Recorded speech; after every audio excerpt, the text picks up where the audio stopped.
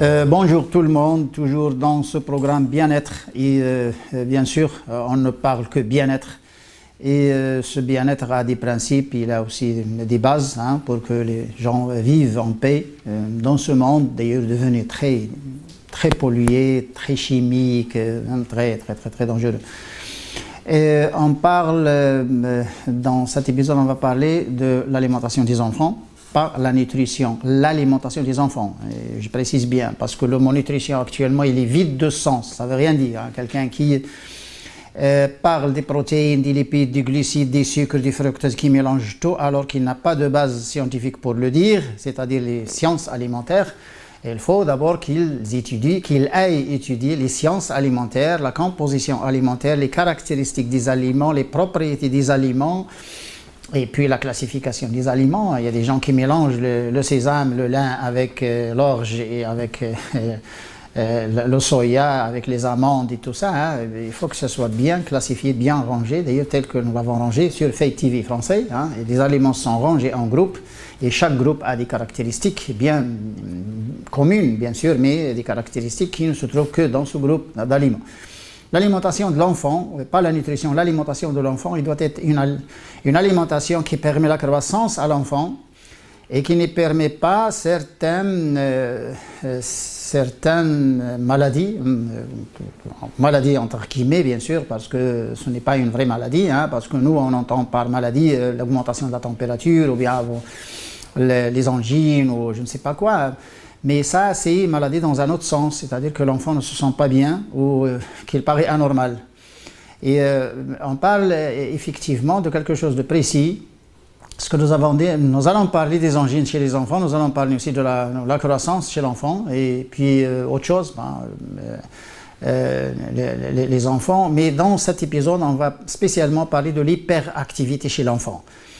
Hyperactivité, malconcentration, l'enfant ne se tient pas dans une place pendant 5 minutes. Ça c'est grave parce que si l'enfant a une hyperactivité, il ne va pas pouvoir suivre au moins ses leçons à l'école primaire, ses cours, ni même au lycée. Il y a des enfants actuellement à l'âge de 12 ans, 14 ans qui sont encore hyperactifs, mais surtout l'hyperactivité, c'est surtout dans les âges un peu bas, c'est les 4 ans, les 5 ans, 6 ans, 7 ans, 8 ans. Là, c'est des enfants qui sont hyperactifs. Là, l'enfant, il ne peut pas garder sa place pendant 2 minutes. Et ça, il y a des causes. Et ces causes, c'est d'abord certains composés qui viennent de la digestion, notamment la digestion du gluten et de la caséine, du lait, mais la caséine du lait de vache. Parce que le lait de vache, on a déjà parlé, le lait, les gens qui n'ont qu'à revenir sur la liste des vidéos, playlist, et il y a une vidéo sur le lait, et on a parlé le lait des 4 espèces. Et actuellement, il y a des gens qui disent n'importe quoi sur la caséine, mais ils ne précisent pas que c'est la caséine de vache. Il faut qu'ils précisent. La caséine de vache, c'est une grosse molécule, et surtout la alpha S1. Alpha S1 et S2, mais surtout la alpha S1, c'est une grosse molécule. Quand il est digéré, il donne des casomorphines, c'est un opoïde. Et ces casomorphines, bien sûr, elles provoquent cette hyperactivité chez l'enfant et ça gêne un peu le système nerveux, ça gêne beaucoup, upset. Et ça, c'est des produits qui proviennent des opoïdes, qui proviennent de la digestion de certaines protéines dans la caséine et bien sûr le gluten. Le gluten aussi dans des opoïdes, donc c'est des endomorphines. Et ces opoïdes, ils sont connus d'ailleurs, ils sont connus par, disons, l'action directe sur le système nerveux. Et c'est pourquoi d'ailleurs certains médecins, et beaucoup de médecins en Europe d'ailleurs actuellement sont en train de bannir, d'interdire donc la caséine de vache pour l'enfant. Je dis bien la caséine de vache, je précise, parce que nous sommes des chercheurs, nous ne sommes pas des vendeurs, nous sommes des chercheurs. Et la caséine de vache, c'est un alpha S1 et c'est la bêta-lactoglobuline. Bêta-lactoglobuline alpha S1 provoque hyperactivité, allergie chez l'enfant. Ça, c'est connu, ça a fait l'objet de beaucoup de recherches et c'est connu d'ailleurs dans le domaine médical. Donc, caséine de vache, mais la caséine du dromadaire, donc tout au moins les pays qui consomment le lait de dromadaire, d'ailleurs, qui est le meilleur lait, d'ailleurs, après le lait de la jument, le lait de la maman, bien sûr, c'est le premier, puis la jument et la chamelle, c'est le premier vacher, puis la brebis, la chèvre.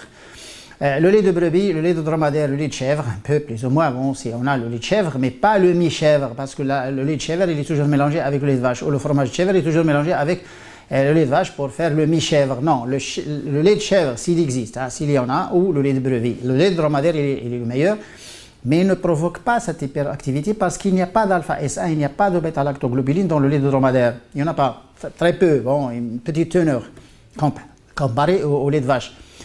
Et le lait de vache avant, c'était un bon lait lorsque les vaches broutaient de l'herbe et lorsqu'il y avait le pâturage. Bon, le pastoralisme actuellement, il se sert, mais il n'y a pas de pâturage actuellement dans beaucoup de pays, surtout les pays d'Europe, il n'y a pas de pâturage, très peu. Bon, mais c'est surtout les concentrés qu'on donne à la vache actuellement. Et actuellement, on souffre de trop de méthane dans ces pays où il y a la vache. L'Allemagne, la Hollande, la Belgique, la France et tout ça, hein, c'est des pays où il y a beaucoup de vaches, il y a une bonne vache de lait, hein, c'est l'Holstein, la Montbéliard, etc. Il y a beaucoup de variétés qui donnent de lait et actuellement ils souffrent de la production de méthane. Il y a une grande production de méthane. Donc pourquoi? Parce qu'il faut, la formule alimentaire actuellement qui donne à la vache, c'est une formule qui génère beaucoup de méthane, alors qu'avant il y avait moins de méthane. Et l'animal qui ne génère pas de méthane, c'est le dromadaire. Il y a zéro méthane, justement parce qu'il est encore en pastoralisme, il est encore en pâturage. La caséine qui provoque là, c'est l'enfant. Je m'excuse si je sors un peu, mais bon, c'est toujours des informations, hein. Tout au moins pour la culture, pourquoi pas.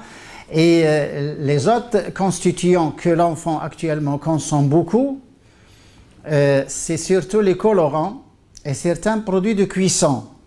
Les colorants, c'est la tartrazine, bon, qui est la plus utilisée parce qu'il a une couleur jaune et on la trouve dans les bonbons, dans la confiserie, dans beaucoup de choses, la tartrazine, même dans les produits, même dans les sirops de pharmacie. Il y a certains sirops qui sont d'ailleurs colorés par la tartrazine et même les produits alimentaires industrialisés, là où on ajoute la tartrazine. Donc la tartrazine, c'est un composé chimique, c'est un colorant qui provoque l'hyperactivité chez l'enfant et aussi l'allergie. Il provoque même la résistance à l'aspirine. Et puis, l'allergie à l'aspirine, pas la résistance, c'est la résistance à l'insuline. Et puis, on a les produits de cuisson qui sont l'acrylamide. Et l'acrylamide, il se trouve dans les frites et dans les chips. Il y a certains chercheurs qui ont commencé à parler de cet acrylamide dans le pain. Non. Parce que l'acrylamide, exactement, la réaction chimique exacte, l'acrylamide provient de l'amidon chauffé dans la matière grasse à une température qui dépasse 100 degrés. Et c'est d'ailleurs le procédé des frites et le procédé des chips. C'est l'amidon de la pomme de terre chauffé dans l'huile. Parfois c'est les d'eau. En Europe, on utilise de lard ou les d'eau et tout ça pour faire la friture ou les chips. Et là, l'amidon est cuit en matière grasse à 250 degrés, parfois même plus, 280 degrés. Là, il donne l'acrylamide. Donc c'est ça. Mais ce n'est pas les mélanoïdes. Il y a certains chercheurs qui confondent avec les mélanoïdes. Les mélanoïdes, c'est la réaction des sucres réducteurs avec les acides aminés terminaux de certaines protéines. Là, c'est ce qu'on appelle la réaction de Maillard. Là, c'est les mélanoïdes, c'est le brunissement, ce qu'on appelle le brunissement non enzymatique des aliments. Parfois, il est recherché, surtout dans les biscuits. Parfois, il n'est pas recherché, surtout dans le lait. Et là, les peroxydes, un peu plus ou moins, ils sont impliqués aussi dans cette hyperactivité. Pourquoi? Parce que c'est une intoxication. Et il y a les grandes choses, là, il faut que les mamans fassent attention à ça. C'est les produits donc, de cuisson, surtout les fritures, la pomme de terre, hein, les frites et les chips, surtout ces deux, là où il y a l'acrylamide en grande quantité. C'est la caséine du lait de vache et les produits laitiers, bien sûr, hein, tous les produits laitiers, que ce soit fromage ou yogourt, tout ça. Hein, bon. Et puis la confiserie, les gaufrettes, le chocolat, les trucs là qui contiennent des colorants qui sont la tartrazine et un peu plus ou moins le monosodium glutamate aussi. Le monosodium glutamate et les carragénanes. Bon, ça, là, il provoque. Mais surtout les colorants. Tous les colorants, c'est de 101 jusqu'à 187. Donc ça, c'est la liste des colorants. Les colorants, c'est E1. Hein, parce qu'on a un 1, on a un 2, un 3 et un 4. Bon, et là, le E100, 101, 102, 120, 132, 140, 145, etc., là, c'est des colorants. Quand vous voyez E100 quelque chose, c'est un colorant. Et tous les colorants, ils ont ça. Mais surtout la tartrazine, le sansetielo, l'arolaruide, ça, c'est les colorants les plus utilisés, que ce soit dans les cachers ou dans certaines limonades, les soft drinks, ou que ce soit aussi dans les bonbons et dans la confiserie. Donc, les colorants, la caséine, l'acrylamide des chips et des frites, et on ajoute un quatrième qui est encore plus dangereux, c'est les métaux lourds. Les métaux lourds, ils provoquent aussi une hyperactivité. Actuellement, on a un grand problème en Amérique et en Europe avec l'arsenic. Il y a un seul aliment où on craint un peu plus d'arsenic, c'est le riz, comme le mercure dans le poisson d'ailleurs. Mais l'arsenic avec le cadmium, et le cadmium il est partout parce que ça existe dans les pesticides, hein, ça existe aussi dans les herbicides et les pesticides. Il y a même dans les fertilisants, et c'est des peintures, dans les piles là, de vos appareils, etc. Hein. Le cadmium, on a aussi le plomb, l'aluminium, plomb, aluminium, cadmium, arsenic, mercure. Plus ou moins les autres métaux aussi quand ils se trouvent en grande quantité, notamment le cuivre et le fer. Donc quand ils se trouvent en grande concentration, le cuivre actuellement est ajouté dans l'alimentation de certains animaux tels que le poulet. Là, il faut se méfier des causes de l'hyperactivité. Allez avec votre enfant chez un pédiatre pour lui demander un médicament parce que l'hyperactivité, ça n'existe pas. Il faut d'abord arrêter les causes de la maladie et aller voir un pédiatre. Nous, on ne conseille pas les gens d'aller voir le pédiatre pour les maladies, mais d'abord arrêter les choses que vous pouvez faire. C'est arrêter de couper ça d'abord à votre enfant et il n'y aurait pas de problème. Parce que même les instituteurs chez nous au Maroc, tout au moins, bon, c'est ma société, je connais bien. Il y a actuellement des instituteurs et des institutrices actuellement qui souffrent avec les enfants qui ont l'hyperactivité. Et parfois, on convoque les parents et on leur dit que votre enfant n'arrive pas à suivre, il faut le prendre, il faut aller chez un psychiatre. Non, ce n'est pas le psychiatre, c'est tout simplement une chose alimentaire. C'est pourquoi j'ai dit alimentation, pas nutrition. Il y a une grande différence parce que quand on dit alimentation, on parle aliments, on parle lait, viande, légumineuses, céréales, etc. Quand on parle nutrition, on parle protéines, gras, les sucres, on parle vitamines, on parle fibres, etc. etc. C'est pas la même chose. Mais moi, je préfère parler alimentation parce que quand on parle lait, les gens comprennent bien. Mais quand on dit protéines, bah, c'est quoi? Bon, tout de suite, c'est les viandes. C'est pas les viandes. Les protéines, c'est pas les viandes. Hein. C'est les mauvaises protéines d'ailleurs. Les protéines, c'est aussi le poisson et c'est aussi les amandes, hein, les fruits secs et c'est aussi les céréales. Les céréales, c'est 10 à 12% de protéines. Et c'est les légumineuses. Les légumineuses, c'est 22% de protéines. Et d'ailleurs, les bonnes protéines. Hein, c'est les légumineuses. Et les céréales, elles ont un niveau suffisant pour que les gens vivent en paix, hein, sans obésité, sans rien du tout. Là, ça d'abord, il faut ça d'abord. Hein, maintenant, il y a un autre facteur qui s'ajoute, c'est les ondes électromagnétiques, et c'est tout ce qui est ondes, pas uniquement électromagnétiques, oui, mais tous les ondes, y compris donc, les ondes donc, des téléphones portables, là, des GSM, et les ondes aussi des appareils avec lesquels votre enfant joue. Et ça...